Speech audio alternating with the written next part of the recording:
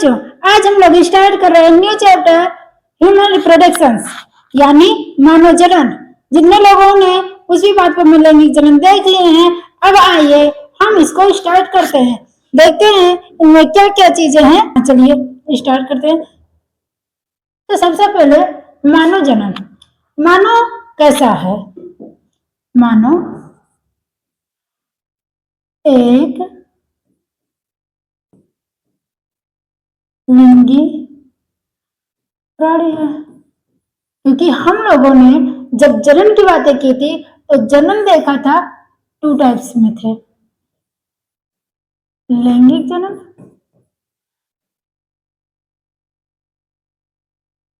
और एक क्या थे हमारे अलैंगिक जनन।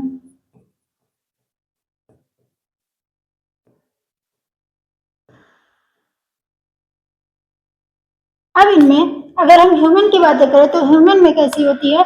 लैंगिक जनन होती है। तो मनुष्य कैसा है? एक लिंगी प्राणी है। कैसा है? एक लिंगी प्राणी है और इनमें 46 गुणसूत्र होते हैं।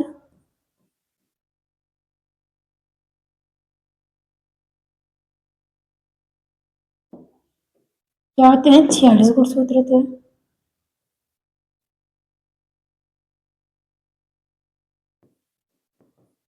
ये कैसा है? ये अंडज है या जरायुज है? तो ये क्या है? जरायुज। कुछ बच्चे कहते हैं जरायुज मतलब क्या होता है? तो जरायुज का मतलब जो बच्चे देते हैं। जरायुज का मतलब क्या होता है? जो बच्चे देते हैं।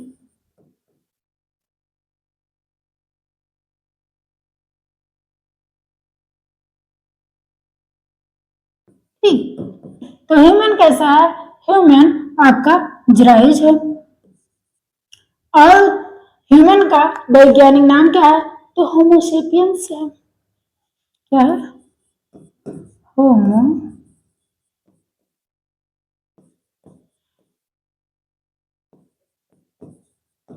होमोसेपियंस है। अब उसके बाद अगर हम देखें जनन क्या है, जनन की परिभाषा सब पूछते हैं। तो जनन की अगर हम परिभाषा देखें, जनन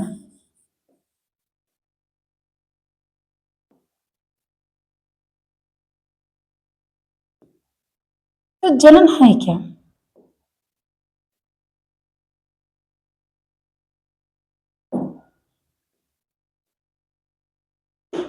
जनन अपने जैसे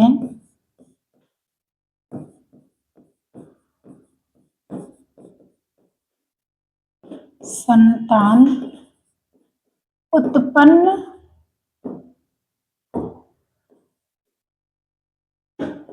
ये संतान उत्पन्न करने की प्रक्रिया को करने की प्रक्रिया को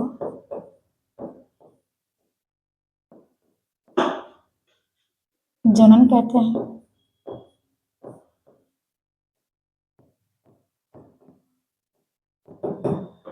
ठीक, अब इसका मतलब क्या है? कोई भी जीव है तो अपने जैसे ही तो संतान पैदा करता है। 2 आंखें, 2 कान, 1 नाक, मुंह, 2 पैर, 2 हाथ, ऐसे ही तो संतान उत्पन्न करेगा। ऐसा तो नहीं कि हाथी घोड़ा पैदा कोई कर देगा। तो ऐसे वह प्रक्रिया जिसमें कोई भी जीव अपने जैसे संतान पैदा करने की प्रक्रिया को ही हम क्या बोलते हैं? जनन बोलते हैं। अब इसमें सबसे पहले हम देखेंगे जनन में हम मेल रिप्रोडक्टिव सिस्टम्स देखेंगे। चलिए देखते हैं।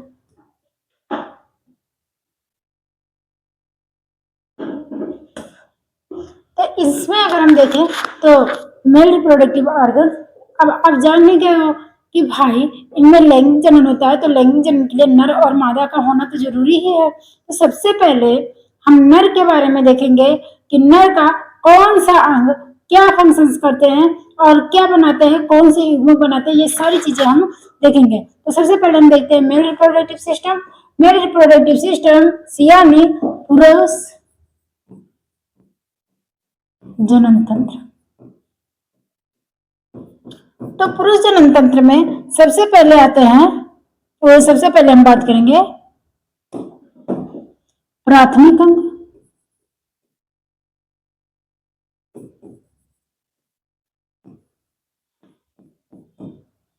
दूसरा हम देखेंगे द्वितीय। तो प्राथमिक में क्या आते हैं? प्राथमिक में आते हैं आपके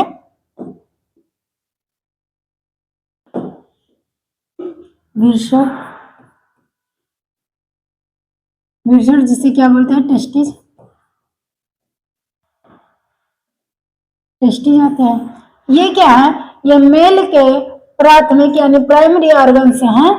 और उसके बाद अगर हम द्वितीय की बातें करें तो द्वितीय में आते हैं आपके नालिकाएं, कुछ सहायक नालिकाएं होती हैं, सहायक नालिकाएं। और ये सहायक नालिकाएं होती हैं विषण जालिका, विषण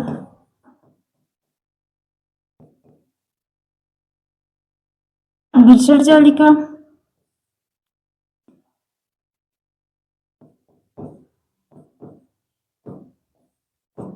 शुक्रवाहिका,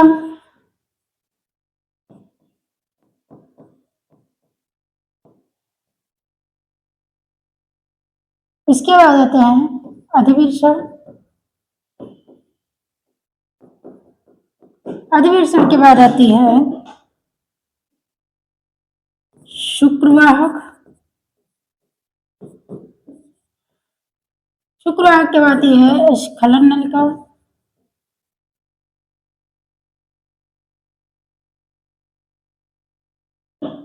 इतनी सारी चीजें आती हैं द्वितीय अंग में, जिसमें हमारी क्या होती हैं? सहायक नलिका के अंदर आती हैं। अब हम दूसरा देखते हैं, होती हैं कुछ सहायक ग्रंथियां।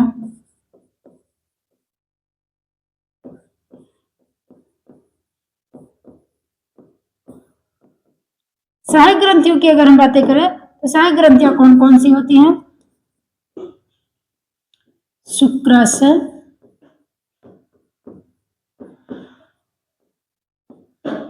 प्रोटेस्ट और तीसरी होती है बल्ब्यूथरल,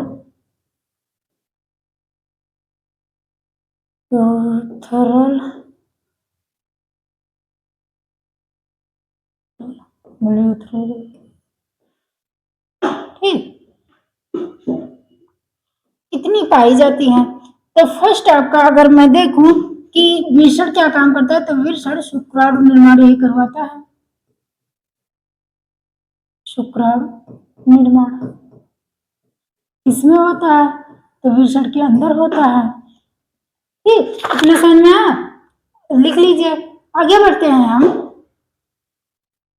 विषण हेडिंग क्या डालेंगे? विषण।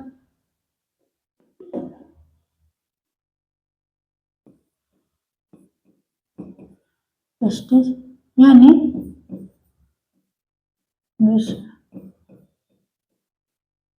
तो अगर हम बात करें विषण, तो विषण कैसी होती है? अंडाकार, गहरे गुलाबी रंग की होती है। ये 2 से 3 सेंटीमीटर चौड़ी होती है, 4 से 5 सेंटीमीटर लंबी होती है। ये मानव के शरीर से बाहर लटकी हुई संरचना होती है और ये एक कोश में, जिसे हम विषण कोश कहते हैं, उसमें ये क्या रहती है? उसमें ये रहती है। ये शरीर से बाहर क्यों होती है? तो शुक्राणुओं को शरीर से कम तापमान चाहिए, इसीलिए ये शरीर से बाहर होती है। और शरीर का तापमान कितना होता है? 37 डिग्री। और इसको कितना चाहिए? 35 मान लीजिए, क्योंकि 2 या 2.5 इतने कम बॉडी के टेम्परेचर से इसको चाहिए। चलिए लिख लेते हैं इनको।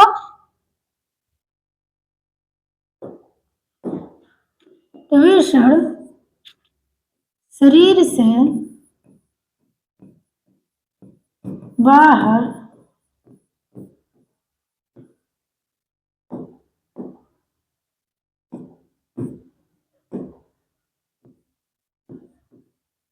लटकी हुई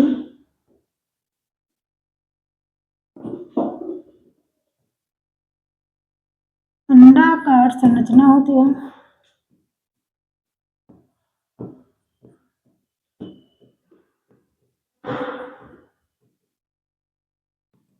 संरचना होती है, ठीक। तो शरीर से बाहर लटकी हुई अंडाकार संरचना होती है जो विर्षण कोश जिसे हम क्या बोलते हैं, स्क्रोटम में स्थित होती है।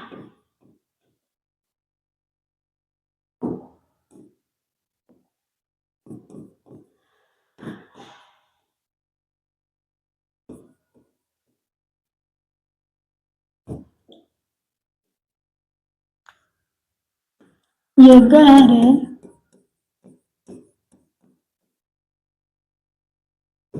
गुलाबी रंग की संरचना होती है।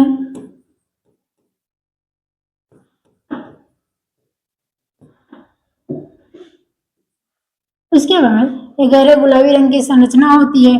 इसकी चौड़ाई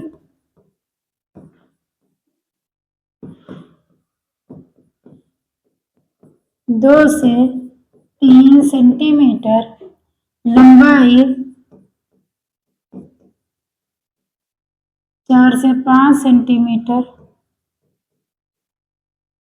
होती है, ठीक। उसके बाद यह शरीर से शरीर के तापमान से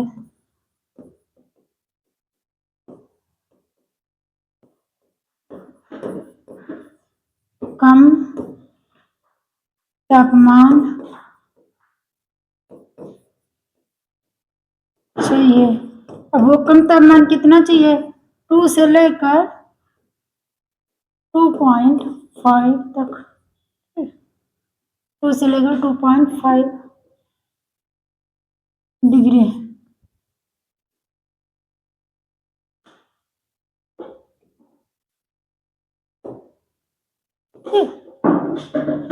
इतनी सारी चीजें हम लोगों ने जान ली कि टेस्टिस कैसी होती है। शरीर से बाहर लटकी हुई अंडाकार संरचना होती है जो वृषण कोश में स्क्रोटम में क्या होती है, स्थित होती है। ये गहरे गुलाबी रंग की संरचना होती है। इसकी चौड़ाई 2 से 3 सेंटीमीटर लंबी और 2 से 3 सेंटीमीटर चौड़ी और लंबाई 4 से 5 सेंटीमीटर होती है। इसको शरीर के तापमान से कम तापमान चाहिए और इसमें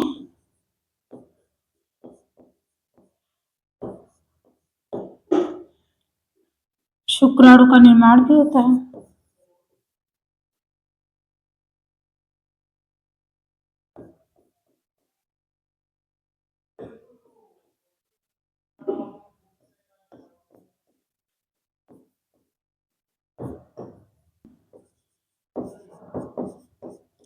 दो से 50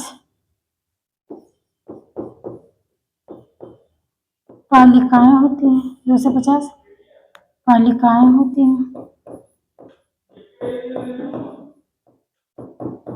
चलिए आगे बढ़ते हैं। इतना हो गया आप लोग का, समझ में आ गया। चलिए आगे बढ़ते हैं। तो आगे देखिए, आगे हम बातें करें कि वृषण की संरचना की। तो क्या है, ये है आपका स्क्रोटम। क्या है, स्क्रोटम।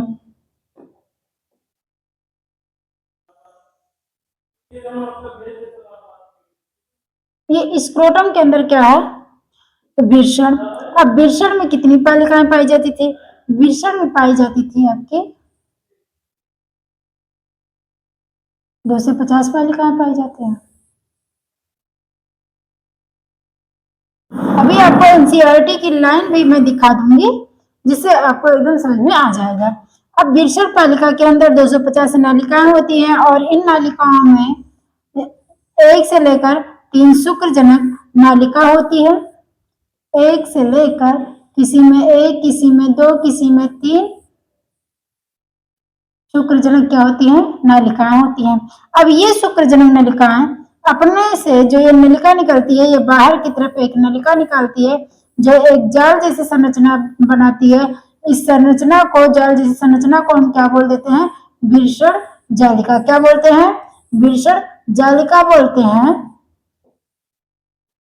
अब विरषण जालिका आगे 10 से 15 नलिकाओं में ओपन होकर होती है, जिसे हम क्या बोलते हैं? शुक्र वाहिका। नाम लिखते चलूं,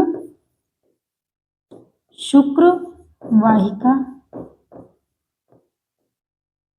और इसे हम क्या बोलते हैं? इसे हम बोलते हैं विरषण जालिका। विरषण जालिका। ये क्या थे? ये क्या थी? शुक्रजनक नलिका, जिसे हम सेमिनिफेरस ट्यूब्यूल्स भी बोलते हैं। शुक्र जनक नलिका। और अब ये क्या है? ये विरषण पालिका है, जिसे हम टेस्टिज लोब्यूल्स बोलते हैं। तो ये विरषण पालिका है, विरषण पालिका। और ये है विरषण, ये है विरषण कोश, जिसे हम स्क्रोटम बोलते थे। विरषण कोश। इतना समझ में आ गया? अब ये शुक्रवाहिका आगे किसमें ओपन होती है? आगे ओपन होती है अधिविरषण में। किसमें ओपन होती है? अधिविरषण में। दूसरे कलर से बना दूं? चलिए दूसरे कलर से मैं बना दे रही हूँ, जिसे आप लोग को एकदम से समझ में आए। एकदम अलग अलग रहा है, सब समझ में आएगा। आओ, ये क्या है? अधिविरषण। ये अधिविरषण में ओपन होती है और अधिविरषण से एक नली निकलती है। मैं उस नली को भी समझा दूंगी। ठीक, पहले इतना समझो। अब क्या है? अधिविरषण लिखना भी तो जरूरी है ना, तो लिखना भी जरूरी है, और लिख रहे हैं हम लोग। ये क्या थी? शुक्रवाहक थे। ये आपके क्या है? अधिविरषण, जिसे हम एपिडिडर्मिस बोलते हैं। अधिविरषण। ये सारी स्ट्रक्चर्स तो हमने देख लिए, लेकिन शुक्राणु कहाँ बने ये तो अभी पता ही नहीं लगा। चलिए उसको देखते हैं। तो हमने देखा कि बाहर एक संरचना, पाउच जैसी संरचना होती है, जिसे हम स्क्रोटम बोलते हैं। स्क्रोटम के अंदर क्या होते हैं? टेस्टिज होते हैं, यानी विरषण होते हैं। विरषण के अंदर 250 पालिकाएं होती है। कितनी होती हैं? 250 पालिकाएं होती हैं।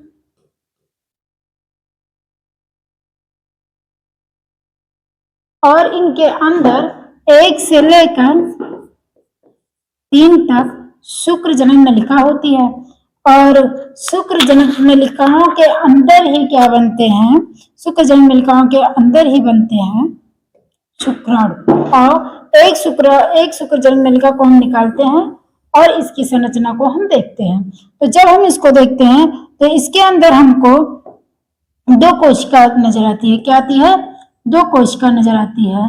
तो एक कोशिका का लेयर ये रहा, ऐसे से बनाएंगे जल्दी बन जाएगा, नहीं तो टाइम लगेगा। ठीक है, तो एक शुक्रजनक नलिका का ये रहा और दूसरी ये रही, दूसरी कोशिका ये रही।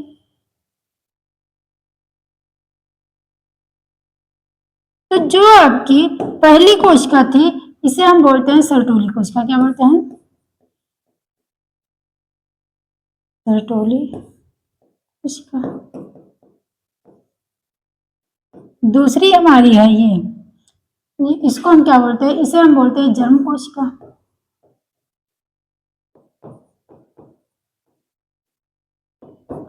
अब सर्टोली कोशिका क्या काम करती है? तो सर्टोली कोशिका इस जर्म कोशिका को क्या देती है? पोषण। पोषण देने का काम करती है।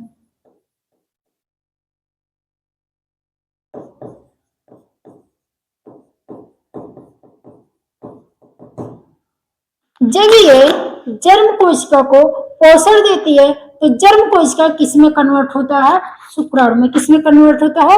शुक्राणु में कन्वर्ट होता है। तो ये आपकी रही जर्म कोशिका। जर्म कोशिका को जब ये पोषण देती है तो ये किसमें कन्वर्ट होता जाता है, ये शुक्राणु बनता जाता है। तो आपसे कोई पूछे क्वेश्चन कि शुक्राणु का निर्माण किससे होता है, तो जर्म कोशिका से होता है। और जर्म कोशिका को पोषण देने का काम कौन करती है, सर्पिली कोशिका करती है।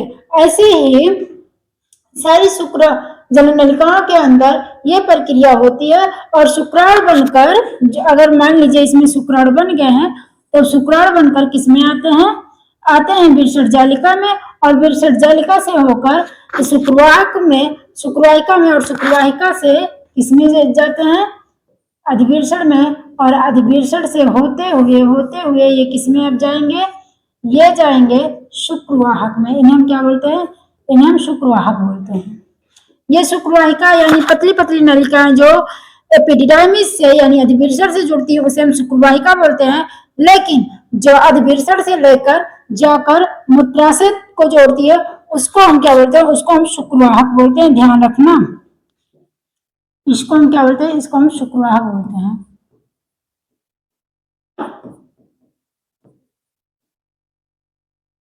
शुक्रवाहक, ठीक है।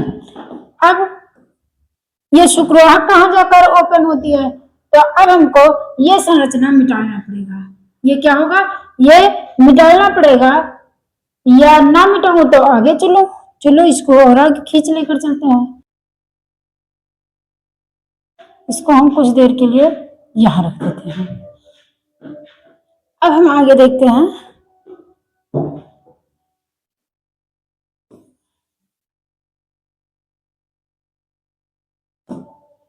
शुक्रवाहक, शुक्रवाहक जाकर ओपन होती है किसमें,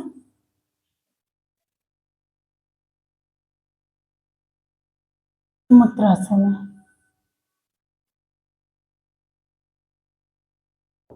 ये रहा मूत्राशय। मूत्राशय में जब ये जाकर ओपन होती है,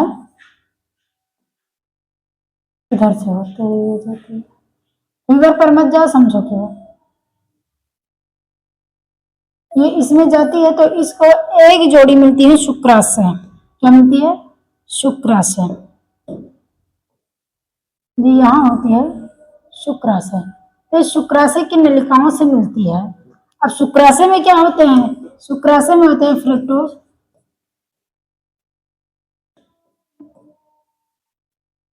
और फ्रक्टोज और कुछ तरल पदार्थ जो इस शुक्राशय की नलिका से मिलती है, यानी इसमें शुक्राणु और शुक्राशय का तरल प्लाज्मा दोनों मिक्स हो जाते हैं। तो इसको हम क्या बोलते हैं, इसको बोलते हैं स्खलन नलिका। क्या बोलते हैं, स्खलन नलिका। ठीक, स्खलन नलिका बोलते हैं।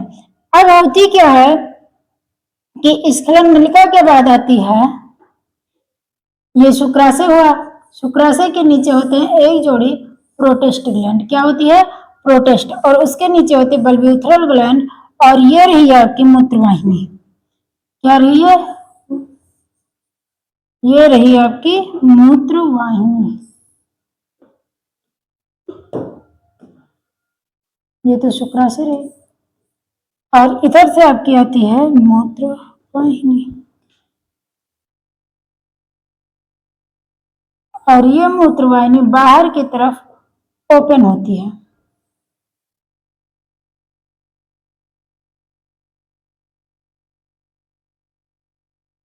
ये राशि सन्मुंड।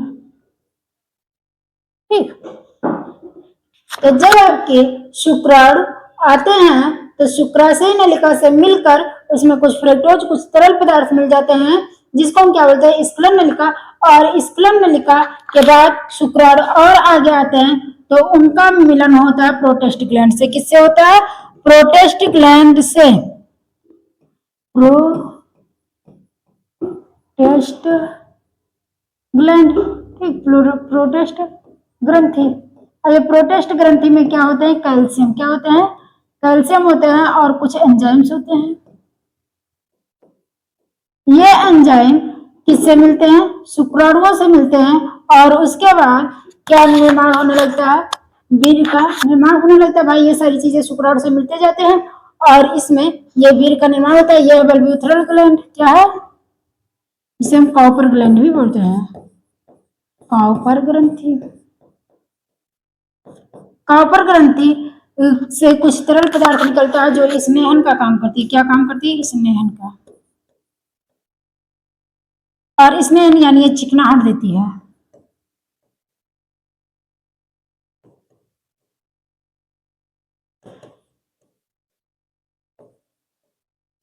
ठीक, तो अब इससे क्या मिला? तो सुक्रासे से मिलते हैं फ्रक्टोज, प्रोटेस्ट से मिलते हैं कैल्शियम और कुछ एंजाइम्स, ये हैं आपके बलबूतरण, जिससे कुछ तरल पदार्थ निकलती है जो चिकनाहट का काम करती है। और ये सारी चीजें मूत्र मार्ग के द्वारा क्या होते हैं? ये मूत्र नलिका के द्वारा, यह है अग्र छिद्र, जिसे हम बोलते हैं अग्र छिद्र। और अग्र छिद्र के द्वारा, मूत्र के द्वारा ये शरीर से बाहर।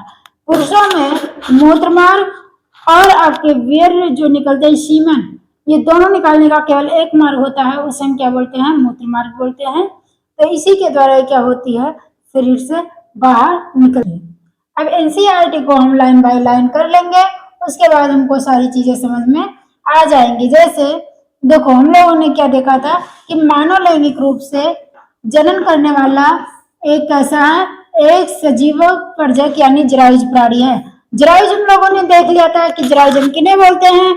ऐसे जीव जो बच्चे देते हैं उन्हें हम क्या बोलते हैं? जरायुज बोलते हैं। तो भाई मनुष्य भी तो जरायुज ही है, बच्चे ही तो देता है। तो फिर जो अंडे देते हैं उन्हें हम क्या बोलते हैं? जो अंडे देते हैं उन्हें हम अंडप्रजक बोलते हैं। इसके बाद हम देखेंगे कि मानव जनन घटना के अंतर्गत युग्मकों की रचना होती है, यानी स्त्रियों में अंडाणु निर्माण होती है और पुरुषों में शुक्राणु निर्माण होती है। इस प्रक्रिया को हम क्या बोलते हैं? युग्मक जनन बोलते हैं।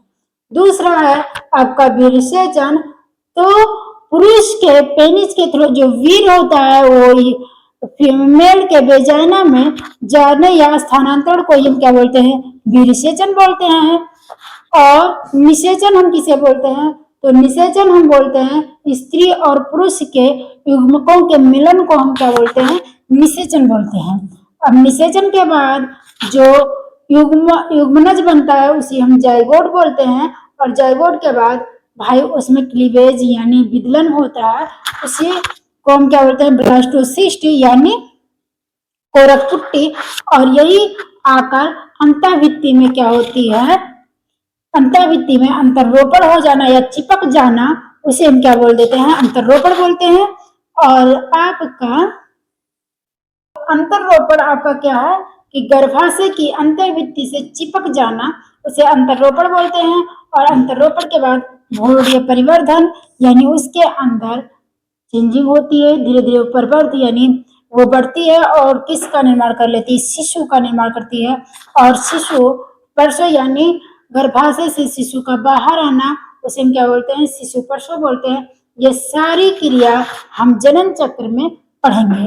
अब चलिए और एक इम्पोर्टेंट बात कि जो स्त्रियों में अंडाणु बनने की प्रक्रिया 50 की एज में खत्म हो जाती है, लेकिन पुरुषों में होती क्या है? पुरुषों में शुक्राणु बनने की प्रक्रिया जीवन भर चलती रहती है। कैसी? शुक्राणु बनने की प्रक्रिया जारी रहती, चाहे वो 180 साल, 500 साल, 100 साल, 1000 साल के हो जाए, फिर भी उनमें क्या होती है? शुक्राणु बनने की प्रक्रिया जारी रहती है। बट स्त्रियों में 50 की एज में क्या होती है? बंद हो जाती है। ओके, आगे बढ़ते हैं। आगे हम देखते हैं male reproductive systems. Male reproductive system में हम देखेंगे कि पुरुष जनन तंत्र शरीर के श्रोणि क्षेत्र, पहले आओ देखो श्रोणि क्षेत्र क्या है, क्योंकि यही होगा कि श्रोणि क्षेत्र क्या है भाई? आखिर ये कौन सी अंग्रेजी भाषा बोल गया? ये पेल्विस रीजन। ये कोई भी पुरुष है, ठीक, इसमें ये सिर होता है, ये गर्दन होती है, गिरवा जिसे बोलते हैं, ये वक्ष होती है, ये उदर होती है। और जो ये कमर से, भाई कमर है, कमर के नीचे से जहां से टांगे जुड़ती हैं, यानी इस एरिया को हम क्या बोलते हैं? पेल्विस क्षेत्र। ठीक, कमर के नीचे और जैसे टांगे निकलती है उसे हम बोलते हैं पेल्विस एरिया यानी श्रोणि क्षेत्र। श्रोणि क्षेत्र, और श्रोणि क्षेत्र में ही क्या होते हैं? जनन तंत्र स्थित होते हैं। जनन अंग स्थित होते हैं। आगे बात समझ में? तो पेल्विस रीजन में अवस्थित होते हैं। इसके अंतर्गत क्या आते हैं? एक जोड़ी वृषण आती हैं, कुछ सहायक नलिकाएं आती हैं, कुछ सहायक ग्रंथियां आती हैं। उनको हम आगे देखते हैं और देखते हैं कौन कौन सी चीजें आती हैं। भाई फिगर को समझाऊंगी, चिंता मत करो, पहले मैं इधर हो जाऊं तो उसके बाद में पढ़ाऊंगी। तो देखो सहायक नलिकाएं आती हैं, सहायक नलिकाओं के साथ एक जोड़ी ग्रंथियां तथा बाह्य ज्ञानेंद्रिय शामिल है। नलिकाएं क्या हैं? जो इस जनन तंत्र में आपकी शुक्राणु को ले जाने को या लाने का काम जो करती है उसे हम सहायक ही तो बोलेंगे, सहायता करती है, तो उसे सहायक नलिका बोलते हैं। और कुछ ग्रंथियों, जो सहायक ग्रंथियां होती है वो शुक्राणु को पोषण देने का काम करती हैं, तो उसे हम ग्रंथियां बोलते हैं। और कुछ बाह्य ज्ञानेंद्रिय होती है जिसको हम बाहर से भी देख सकते हैं। और अब देखते हैं शरीर में वृषण उदर गुहा के बाहर यानी शरीर से बाहर एक लटकी हुई संरचना है जो किसमें होती है? एक थैली जैसी धानी, जिसे हम क्या बोलते हैं? वृषण कोश यानी स्क्रोटम बोलते हैं। स्क्रोटम के अंदर क्या होती है? वृषण व्यवस्थित होती है, रहती है। वृषण कोश वृषणों के तापमान को शरीर से बाहर रखती है। शरीर से बाहर क्यों रहती है? क्योंकि ये शरीर के तापमान को सहन नहीं कर पाती है। इतने तापमान में शुक्राणु अगर बनेंगे तो क्या हो जाएंगे? झुलस के मर जाएंगे। तो इसीलिए ये काम क्या करती है? शरीर से बाहर रहती है। और शरीर से कितना कम तापमान चाहिए? तो 2 से लेकर 2.5 डिग्री सेंटीग्रेड इसको कम तापमान चाहिए। और शुक्राणु जनन के लिए आवश्यक है क्या? ये कम रखने वाली। वयस्कों में प्रत्येक वृषण अंडाकार होता है। कैसा होता है? अंडाकार होता है। और इसकी चौड़ाई की अगर मैं बातें करूं तो 2 से 3 सेंटीमीटर चौड़ा, 4 से 5 सेंटीमीटर लंबा होता है। वृषण सघन आवरण से ढका रहता है, जिसमें वृषण में कितनी पालिकाएं होती हैं? 250 पालिकाएं होती हैं। और इसके आगे आगे हम बढ़ते हैं, समझाते हुए आपको बढ़ेंगे, ऐसे नहीं बढ़ेंगे।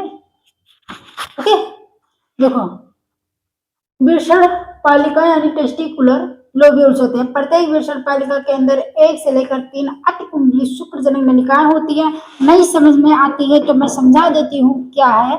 तो ये रही वृषण और ये आपका स्क्रोटम। क्या रहा? स्क्रोटम, जिसे हम क्या बोलते हैं? वृषण कोश। वृषण कोश।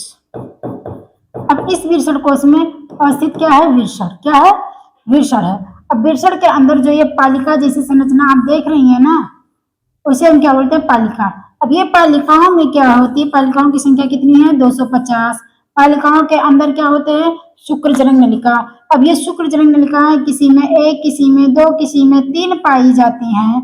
और इन्हीं में क्या होती हैं? ये शुक्रजनक नलिकाएं आगे जो अपनी नलिकाओं को निकालती हैं एक ही जगह, तो एक भाई झुंड जैसा हो जाएगा, यानी जाल जैसी संरचना हो जाएगी। इसी को हम क्या बोल देते हैं? वृषण जालिका। और वृषण जालिका से 10-15 ऐसे पतली पतली नलिकाएं निकलती हैं जो किससे जुड़ती हैं? अर्धवृषण से। तो वृषण जालिका से अर्धवृषण को जोड़ने के लिए जो नलिका होती है उसे हम क्या बोलते हैं? शुक्रवाहिका बोलते हैं। अब शुक्रवाहिका किसमें ओपन होती है? अधिवृषण में होती है। अधिवृषण से एक लंबी सी नली निकलती है जिसे हम क्या बोलते हैं? शुक्रवाहक। क्या बोलते हैं? शुक्रवाहक बोलते हैं। इतनी समझ में आ गई?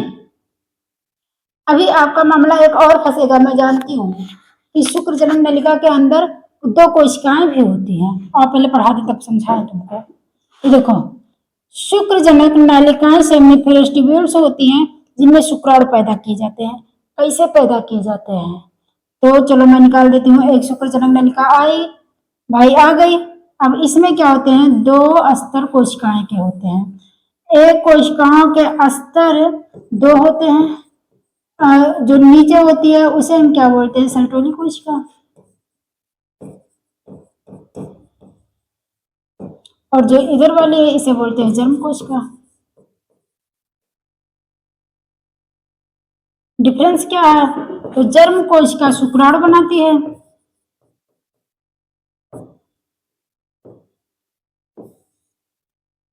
शुक्राणु में कन्वर्ट हो जाती बनती है। और सर्टोली बेचारी केवल पोषण देती है, यानी नर्स कोशिका बनती है। ओके, आओ पढ़ लें आप। तो प्रत्येक शुक्रजनन नलिका का भीतरी भाग दो प्रकार की कोशिकाओं से अस्थित होता है। नर जन्म कोशिका ये रही, जिसे शुक्रजनक स्पर्मेटोगोनिया और सर्टोली कोशिकाएं कहते हैं, जो नर कोशिकाओं को अर्धसूत्री विभाजन, यानी अब ये सारी चीजें हमें काटनी पड़ेंगी। देखो, नर जन्म कोशिकाएं अर्धसूत्री विभाजन के फलस्वरूप शुक्राणुओं का निर्माण करती हैं, जबकि सर्टोली कोशिकाएं जन्म कोशिकाओं को क्या काम करती हैं? पोषण देने का काम करती हैं। आगे बढ़ो। शुक्रजनन नलिका के बाहरी क्षेत्र को अंतराली कोशिका बोलते हैं। अब जैसे भाई ये शुक्रजनन नलिका थी, ये अगर हम इसको ऐसे कट करें तो हमको ऐसी संरचना दिखाई देगी, ऐसी संरचना दिखाएगी। ये रही शुक्रजनन नलिका। शुक्रजनन नलिका में क्या है? सर्टोली कोशिका और जन्म कोशिका जो निर्माण करती हैं शुक्राणु वगैरह का। लेकिन जो बाहर की एक कोशिका पाई जाती है, ये खाली जगह पाई जाती है, इनमें जो कोशिकाएं पाई जाती है उन्हीं को हम क्या बोलते हैं? अंतराली या लीडिंग कोशिका। अंतराली कोशिका बोलते हैं। ये क्या बोलते हैं? लीडिंग कोशिका। हिंदी में अंतराली और इंग्लिश में लीडिंग कोशिका, यानी लीडिंग कोशिका भी बोलते हैं, और इंग्लिश तो इसका इंटरस्टिशियल सेल्स है। और ये निर्माण की, ये क्या निकालती है? तो ये एंड्रोजन का निर्माण करती है, टेस्टोस्टेरोन। टेस्टोस्टेरोन का, जिन्हें हम क्या बोलते हैं? पुरुष हार्मोन्स भी बोलते हैं, जो लड़कों में लड़का बनाता है। तो लड़कों को लड़का बनाने में कौन काम करता है? टेस्टोस्टेरोन। दाढ़ी मोछे लाना, आवाज भारी करना, ये सब किसका काम होता है? टेस्टोस्टेरोन का। और टेस्टोस्टेरोन कहाँ से निकलता है? तो ये निकलता है अंतराली कोशिका या लीडिंग कोशिका से निकलता है। इतना बात ध्यान रखना। आओ आगे पढ़ते हैं। तो अंतराली कोशिकाएं, इंटरस्टिशियल सेल्स, लीडिंग कोशिकाएं क्या काम करती हैं? पुंजन यानी एंड्रोजन नामक हार्मोन्स का स्त्रावण करती हैं। यहाँ पर कुछ अन्य कोशिकाएं भी होती हैं जो प्रतिरक्षा कार्यक्रम में सक्षम होती हैं। आगे समझ में कि इस फिगर से अभी कहीं दिक्कत है तो इस फिगर को अभी मैं दोबारा समझाऊंगी, चिंता मत करना। अभी मैं इसको लेकर दोबारा आऊंगी, तब तक के लिए बढ़ते हैं आगे। आगे बढ़ जाए, आपको से बढ़ जाए, बढ़ना भी जरूरी है। देखो, अब हम बात करते हैं इनमें कुछ सहायक नलिकाएं, जिन्हें क्या बोलते हैं? विरसण जालिका बोलते हैं। जो भी समझा दी हूँ, ये विरसण रही, विरसण में पालिका रहे, वही एक चेक करी, क्या बार बार समझाओ? विरसण जालिका, शुक्रवाहक वाहिकाएं तथा अर्धविरसण शुक्रवाहक, ये क्या है? ये है आपकी सहायक नलिकाएं।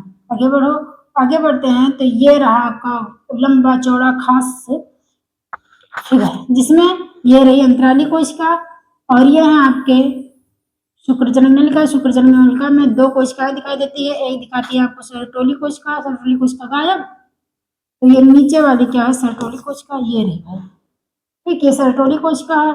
और जो सर्टोली कोशिका से पोषण प्रदान कर करके अपने आप को किसमें कन्वर्ट कर लिया है? शुक्राणु में, तो इसे शुक्राणु बोलते हैं। अब यही अंतराली कोशिका क्या बनाती है? एंड्रोजन। एंड्रोजन आगे समझ में? आगे बढ़ते हैं। ये तो विरसण शुक्रजनन नलिकाओं यानी विरसण नलिकाओं के मध्य से वाहिकाओं में खुलती है। ये वाहिका विरसण से चलकर अर्धविरसण में खुलती है।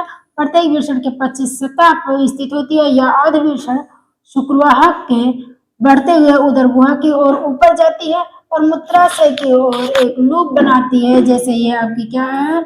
मूत्राशय के ऊपर एक ऐसी लूप जैसी संरचना शुक्रवाहक बनाती है, उसी को हम क्या बोल देते हैं? लूप बनाते हैं। और ये लूप शुक्रवाहिनी, ये क्या है? ग्रंथि। तो ये शुक्रवाहिनी से मिल जाती है, जिसमें शुक्राणु और सेमिनल प्लाज्मा दोनों होते हैं। उसे हम क्या बोलते हैं? स्खलन नलिका। क्या बोलते हैं? स्खलन नलिका। अब स्खलन नलिका वाहिनी, ये देखो डायरेक्ट लिखा है कि जिसमें शुक्राशय से एक वाहिनी आती है और मूत्रमार्ग में स्खलन वाहिनी के रूप में खुलती है। ये नलिकाएं विरसण से प्राप्त शुक्राणुओं का भंडारण करती है, मूत्र मार्ग से इनका बाहर स्थानांतरण करती हैं। मूत्र मार्ग मूत्राशय से निकलकर पुरुष के शिशन यानी जो आगे पूरी संरचना यानी बाह्यजनेंद्रिय पेनिसिया के माध्यम से गुजरता हुआ बाहर की ओर एक छिद्र के रूप में खुलता है, जिसे हम क्या बोलते हैं, मूत्राशय या मुख यूरेथ्रल मेटेस वो कहते हैं।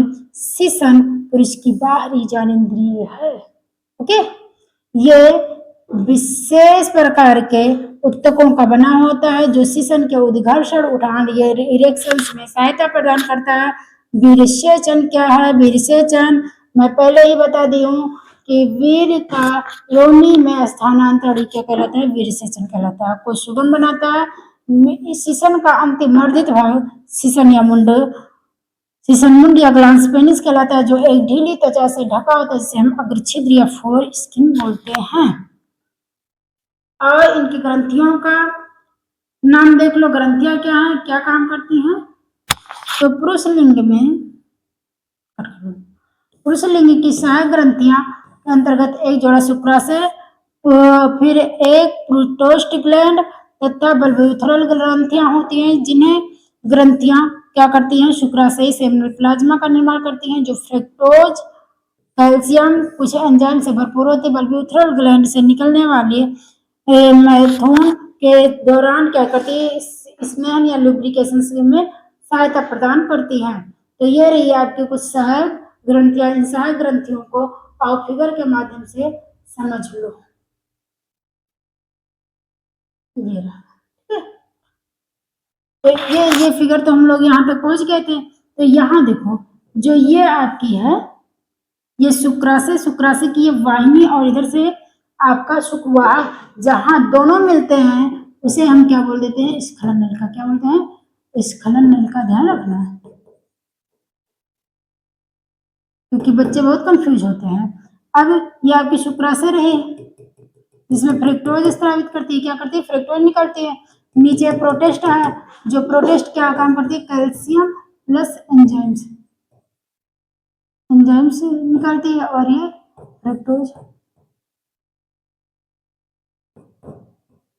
फ्रक्टोज निकालती है। अब ये रही आपकी कंदमूत्र पत्रिका, जिसे बल्बोथेरल ग्लैंड बोलते हैं। ये स्नेहन का काम करती है, ऐसा चीज स्रावित करती है जो संभोग के टाइम स्नेहन देती है। और ये रही मूत्र मार्ग, और इसी के थ्रू क्या होता है? सीमन बाहर निकलता है। ऐसा सीमन क्यों होता है? तो सीमन से ही शुक्राणु अपना पोषक प्राप्त करते हैं। आई होप आपको ये सेशन समझ में आया होगा। मिलते हैं नेक्स्ट वीडियो में नेक्स्ट टॉपिक के साथ, फीमेल रिप्रोडक्टिव सिस्टम को लेकर। तब तक के लिए पढ़ते रहिए, मस्त रहिए, मुस्कुराते रहिए।